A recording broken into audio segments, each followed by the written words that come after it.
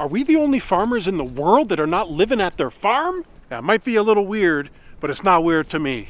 Let me get into it in this video, okay guys? I get a lot of questions about this farmhouse and what's this idea that we're running with here of a farm stay. Farm stay? A lot of people ask, what exactly is a farm stay? I'm not exactly sure. A lot of people ask, if you're running this as a farm stay, where do you live? Well, in today's video, I'm hoping to cover that. So that way, all you guys will have a perfect idea as to what's going on here at the farm. But first, let me just give you a quick introduction of our farm. So that way, if any of you viewers are new, you'll know what's going on. Now pay attention, because I'm going to make this quick. It's almost 2 years ago now that we bought this 90-acre property. It has this century farmhouse that we quickly renovated and got it listed as a short-term rental. It's got this antique barn. Who knows how old this sucker is, but it's pretty darn cool. It's got a little garden shed there, and it's got a little workshop right here. And that's pretty much all there was on this 90 acres. There's a bunch of fields with hay in it and a bunch of forests, and it's very, very private. One of the first things I did after renovating the farmhouse is I built this custom ultimate ducky bunkie to house our ducks.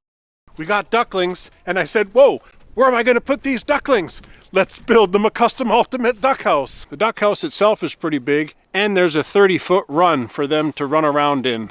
Another early project that I did was built this 104 feet by 57 feet vegetable garden. This year we're going to be kicking butt with this vegetable garden, by the way. We planted about 35 trees in total in this little orchard that we developed, and now we're just waiting for it to give some beautiful fruits.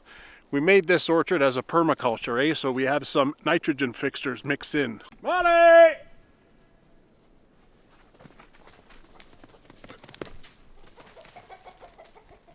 Yeah, we also brought Molly the sheepdog home, and she's almost 2 years old now. She'll be 2 years old in May, and she's amazing. Last year I started building this custom octagonal 7-coop chicken house. Now I only have 4 coops completed, but we have millions of chickens living in there. We got the Claw Crew barn cats running around. We got a bunch of chickens. We got a bunch of ducks. We also got 4 Emden geese. And those guys are supposed to be protecting our ducks while they're free ranging in the orchard. But it's nesting season, so they're a little crazy.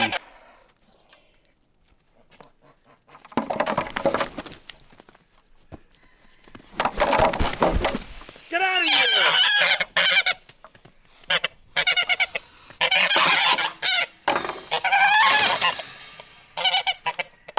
See what I mean? I can't even fill up their water.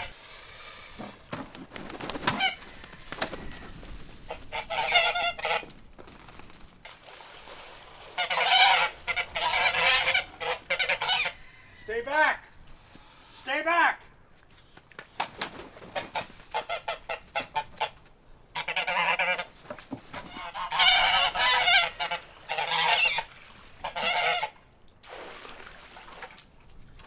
Okay, there's your water, guys. Go for it. We also recently got Californian rabbits to the farm, and they're so white, they're very beautiful, and I'm happy that we have them, and I'm going to be building them a custom habitat once the weather gets a little warmer. So stay tuned for that. And then, on top of all of that, I decided to start a YouTube channel, and that's what this channel is all about. Documenting the transformation of this old hobby farm into an amazing and beautiful farm staying experience. That's our goal. We thought it would be a great way to promote the farm and get customers and a great customer base, things like that. What better than YouTube? We established this vacation rental business roughly 2 years ago now. Although we're getting a vacation rental income, we're still in the process of building infrastructure and paying our mortgage and other bills, because it's not cheap to start a farm. My darling and I want to live a more self-sustainable lifestyle, but homesteading is super expensive. You're talking the property itself, housing, livestock, animals, pets, feed, growing your own stuff, all the equipment needed to harvest and butcher everything. It's like the list just goes on and on and on how expensive it is to live this kind of a lifestyle. But it's a choice. Let me just go and get the duck eggs quick.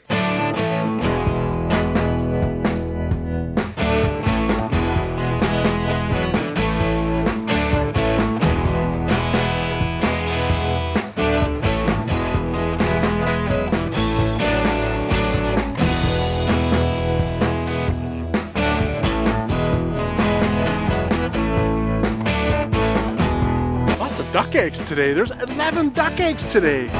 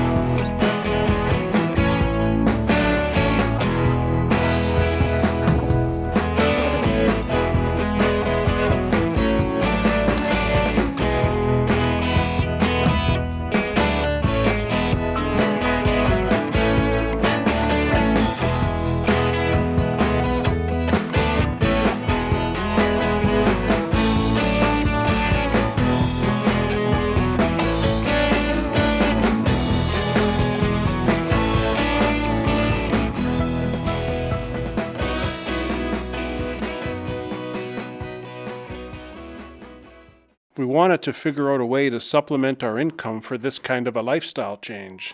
So we decided to invest in this 90-acre property and turn it into a farm stay vacation rental. Right now, we're charging $350 per night and $450 per night on the weekends. Chickens seem to be the easiest way to make yourself a bit more self-sufficient. Last year, what we did is we grew out some meat birds and we harvested them ourselves and filled our freezer. We did over 30 birds in total, and overall it was a pretty fair experience. Sure is nice knowing where your food comes from and knowing that your animals are living a good life, providing your family with a good sustenance. Now, I know some of you out there might really think it's weird or strange that I don't live on my farm, but there is a method to the madness here, folks. You know, the farmhouse itself is not really, how can I say it in a nice way? It's not really up to my standards, you know? My wife and I worked really hard over the course of her life. We've bought and sold several homes. We've made a good amount of money, and the house is just too old. I want my dream house, you know what I mean, guys?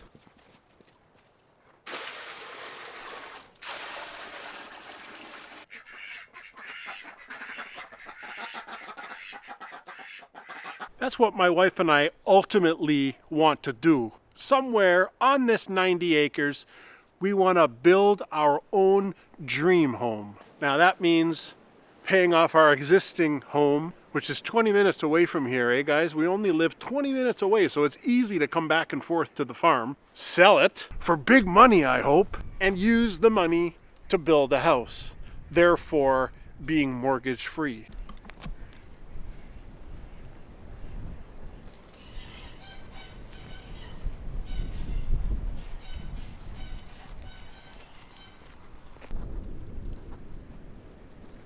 Now that sure is easier said than done, I know.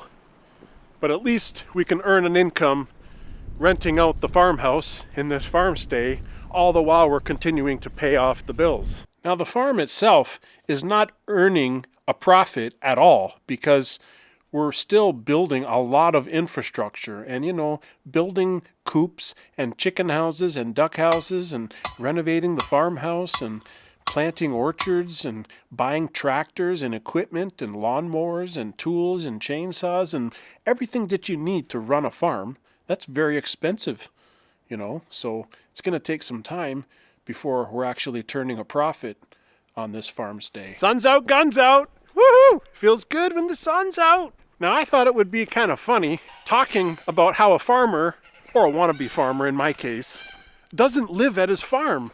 I actually typed it in YouTube trying to see if there's any other videos about farmers not living on their farm, and I can't find any. So this might be the only video with the subject of the farmer not living at his farm. Sorry about the geese noise, guys. Pretty soon I'm gonna start ordering materials for my goose house. I have to build these guys a proper goose house because they're scary right now. Like, they want to kill me. These geese would murder me if they could. It's a good thing they're fenced in. Crazy geese. Nesting season is nuts.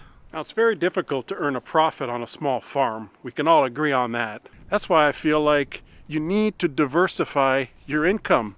You need to have more than one revenue stream, because we're focusing on the short-term rental aspect. Yes, we want to have animals on the farm because the animals help attract people, especially families, you know. They want to come here and they want to experience how it is on a farm, interact with the animals, feed the animals. People love that stuff. Can you guys just picture a sugar shack for rent up in the forest? Or an off-grid cabin for rent up in the forest? Or even a wicked awesome tree house that's for rent up in the forest? These are all things that are part of my overall vision for this property.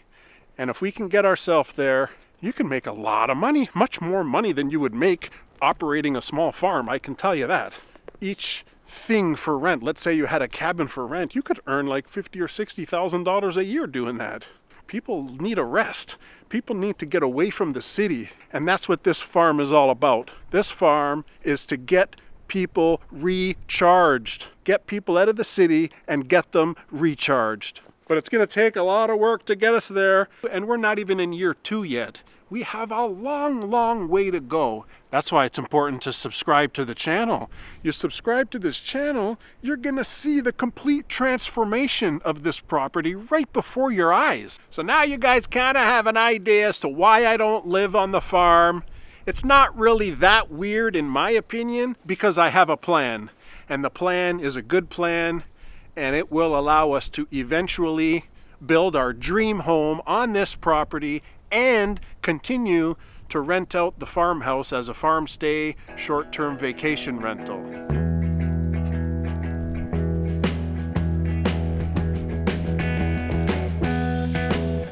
I got a whole bunch of feed to offload on my truck here, so I gotta get to it. Gotta say goodbye. Really do appreciate you watching. And if you enjoyed the video, pound the like for me, please. And if you do want to follow along, don't forget to click that subscribe button below. I really appreciate it. And thanks for watching. You guys take care, okay?